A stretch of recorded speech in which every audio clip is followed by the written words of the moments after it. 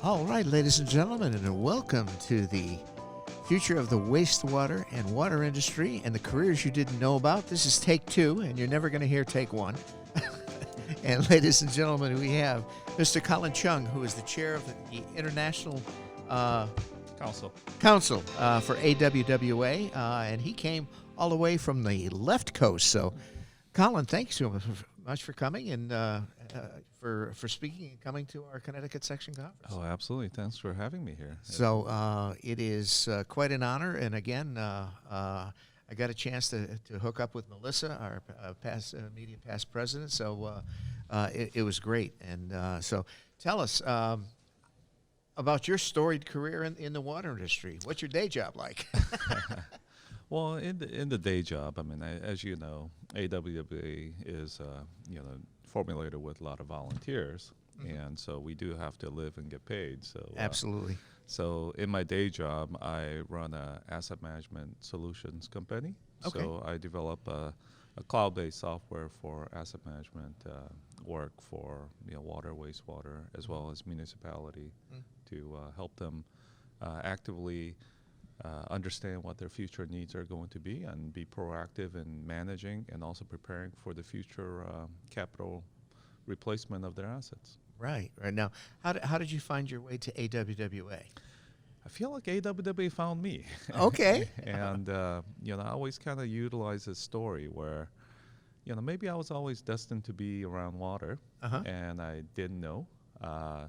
I started out as a structural engineer, and I always wanted to be in the business side of things. And water really wasn't my focus, but I had an opportunity where I started getting a job, and I worked for an engineering firm and still, focus on water. And then from there, there was an opportunity where AWWA was reaching out, looking for someone with international experience to help develop their relationship with international, friends. And I volunteered and was put into service, and then I've been doing that for them for probably over 15 years now. Okay. So when you talk about your international friends, what does that comprise of now? Tell us a little bit. Yeah. So, we have our international colleagues from association level. So we have organizations like the Korea Water and Wastewater Works Association, Japan Water Works Association, Singapore PUB. But then we also work closely with wonderful organizations that help to develop infrastructure in the underdeveloped countries, and those organizations are like the World Bank, as well as the USAID, Millennium Development Corporation, Asian Development Bank. Oh, okay. Now, do you find that there's a parallel of infrastructure needs throughout the industry, both here in the U.S. and internationally? One of the things I always say is, we're different people, we're a different culture, we speak different languages, we eat different food. But other than there's one thing that's common for everybody and connects all continents of the world together, and that's water. Yeah. And I understand that everybody has the same problem. When we look at the survey that AWWA does, and then compare that and contrast it with some of the surveys that other countries do. Same thing. Wow, it's amazing. I think, when you talk about, aging infrastructure and asset management and so forth, and it's all putting the pieces of the puzzle together to make, the overall picture of, basically utilities supplying, clean, potable water to their customers. Absolutely. Providing safe water, reliable water for their customers. Yeah, again, when you finding your path into asset management and so forth, tell us, kind of rewind the tape just a little bit and tell us about your adventures, coming out of school and how you arrived at that path. That's a very good question. As I told you, my initial focus was on structural engineering. Yep. And after college, I had a fortunate opportunity to study abroad. And so I went back to my origin country, which is South Korea. Okay.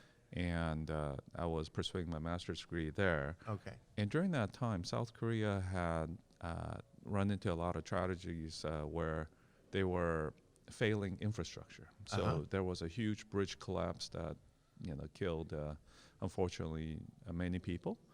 And then soon afterwards, there was a collapse of a big shopping mall. Okay.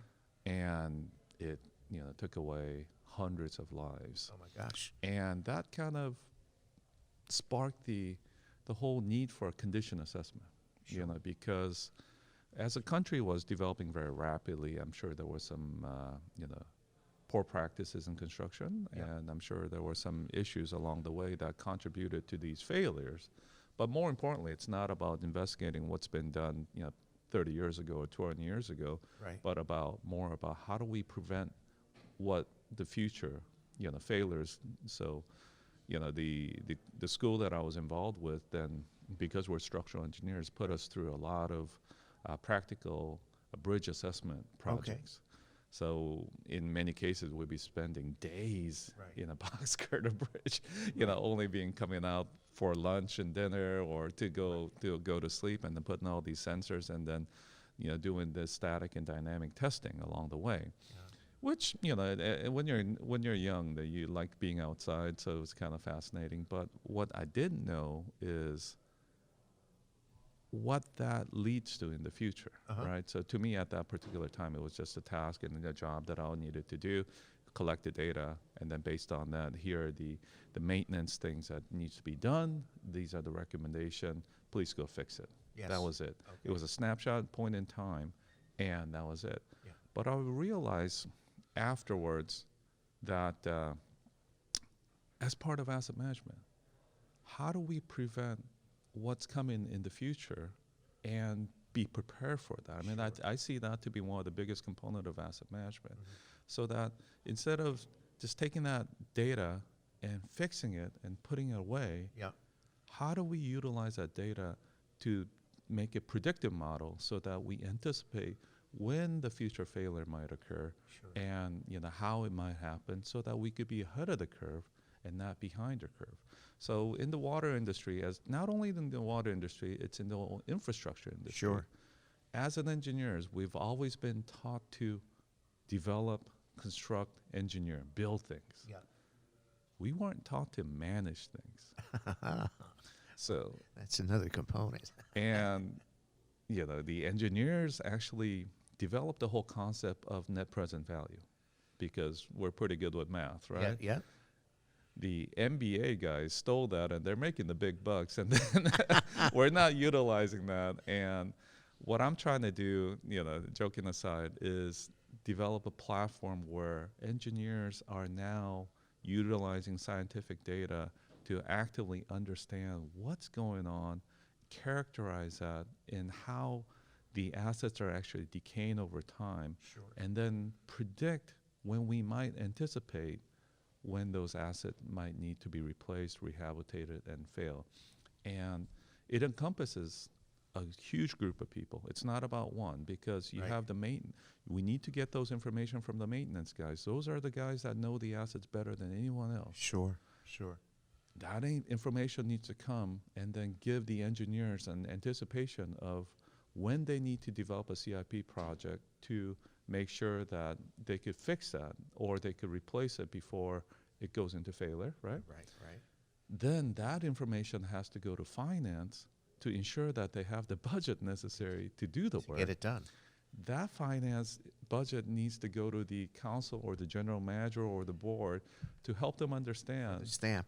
To put that stamp on so they're making the right decision, but also at the same time, the stakeholders, the community, the ratepayers need to understand that these are the things that It's the need cost to of do. doing business. It's a cost of business, and we need to work together to create a sustainable model so that we could ensure that the safe water is being delivered on a very reliable basis moving forward. Now, does your modeling program, as far as,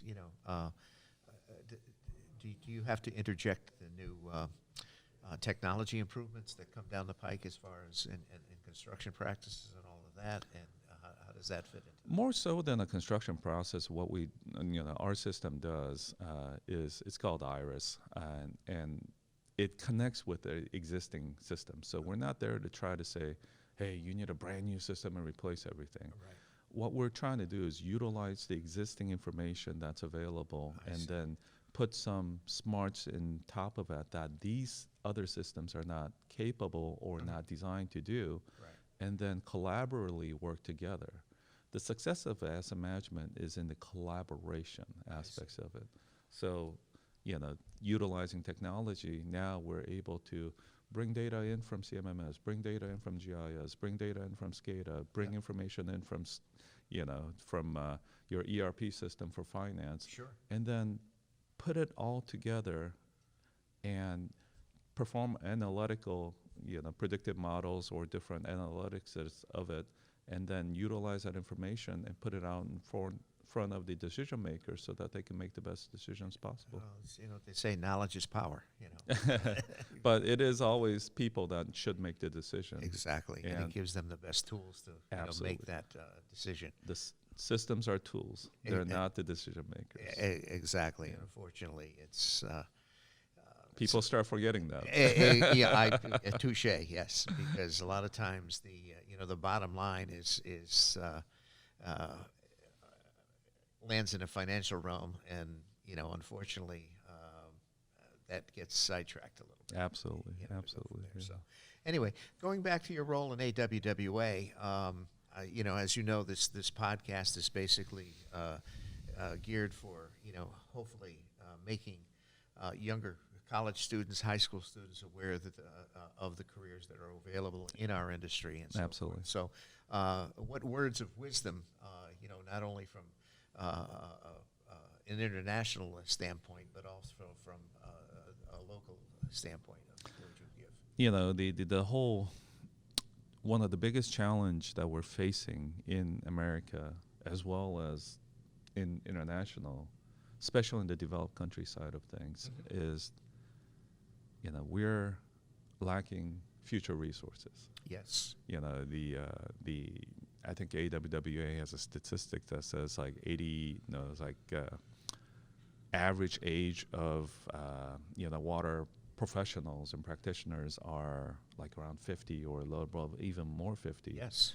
Which means that within 10 years from now, they'll all be moving out to Florida, Arizona, playing golf, and buying a house in the villages or something. The amount of knowledge that's available is absolutely tremendous.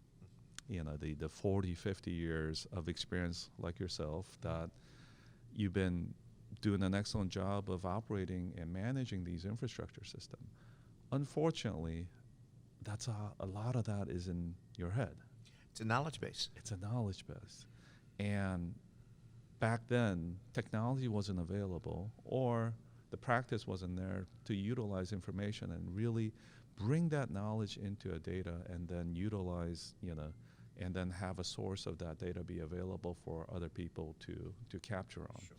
So one of the key elements that we have to do before I answer your question is to make sure that before these very knowledge disappears, to be able to capture that knowledge the best as we can, and then utilize these experienced people as mentors of the younger generation. Now, the younger generation, we need those people to come into the water markets, but unfortunately, it's very hard to do. Sure. And I think there's a couple reasons for doing that. From a college track perspective, all these young kids are into more, quote, sexier things of developing applications, and they need something quick, they need fancy, they need something visual. Yep. And I'm sorry, water industry is not in that side of things. So it's hard to really attract them to that. Sure. But also, another key element is that, unfortunately, as engineers in the water industry, we don't get compensated as well as someone that may be working for Apple or Google and stuff. So True. People are driven more by monetary reasons. Sure. So we lose a lot of talent in that direction. However, what we did find out in the younger generation of things is that, they want change. They want to make a difference. Yep. And we have an opportunity to capitalize on that, because they need to understand that without water, there's no life. Absolutely. It's an absolute essential thing that we need to do. And we learned that during the COVID years where Oh my God, yes. water operators, water managers, they were all identified as essential employees, Yes. and they were out while everybody was hiding behind the homes in their masks. Yeah, yeah. You know, we had to be out in the forefront of things and then ensure that everybody was getting safe water out of their tap. But also, water plays a big part in the whole environmental side of things. Sure. And people need to know that they can make a difference from an environmental perspective by being able to, be involved and create that opportunity for the future and really protect the environment. You know, and I think how we attract them is to be able to really allow them to understand the value of water, which we take it for granted, and it's never really communicated. And as an asset management practitioner, that's always a difficult thing because, you know, when we say, you know, the value of water, right? Then what is often difficult is that, you know, I'm sorry, you know, if people don't realize you know, I'm sorry, I lost my track of thought on that one. We might have to. That's okay. Edit that portion. That's all right. No worries. No worries. Sometimes we are in a ballroom here, okay, and sometimes we get little distractions. Yeah. So you know, the way going back to the young generation and the characteristics, they love, they want to make a difference. Yeah. The only difference thing is they want to make a difference quickly. Yes, instant gratification. Instant gratification because they were all born with technology. Yep.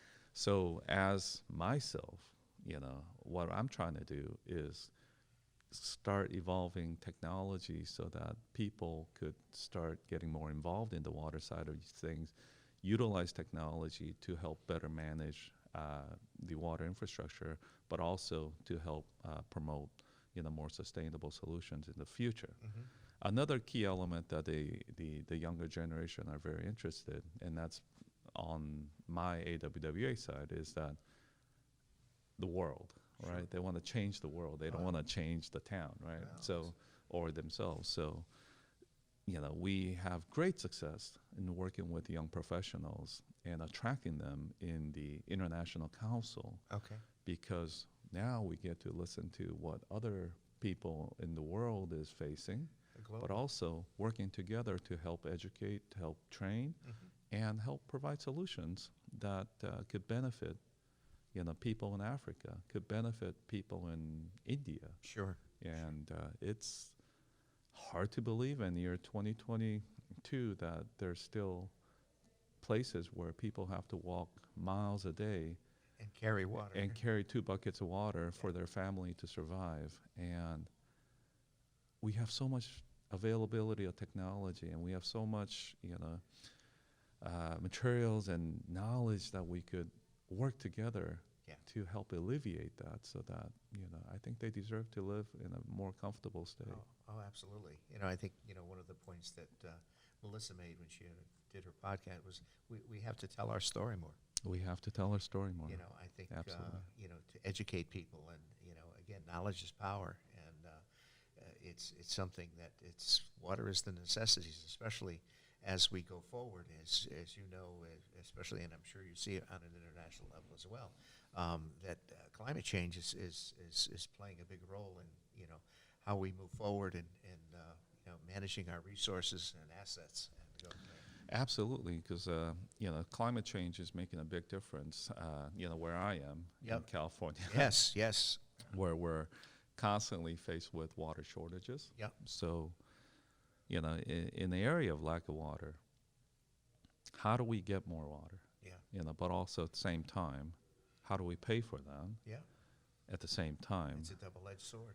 how do we change our behavior so that we're more responsible with how we use the water? Yes. You know, and these are all combinations that need to be worked together in a balanced form that allows us to, you know, make an improvement on that. No, absolutely, Colin. You know, I think from that standpoint, it's moving forward and going back to that knowledge base that is in the industry now and so forth. I mean, years ago, when we were going to retire or somebody was going to retire, you had somebody that was shadowing that person to develop and absorb that knowledge base. And now with the economic climate is, one guy's walking out this guy in this store, the new guy's walking in this store, and okay, what do I do? And this is why the involvement with international colleagues becomes much more important. Because I'll be the first one to tell you that Australians have a lot more experience with desalination than Americans do. Oh, absolutely. And as well as, Israelis, Singaporeans have, a lot more experience with recycling than we do. Oh, yeah.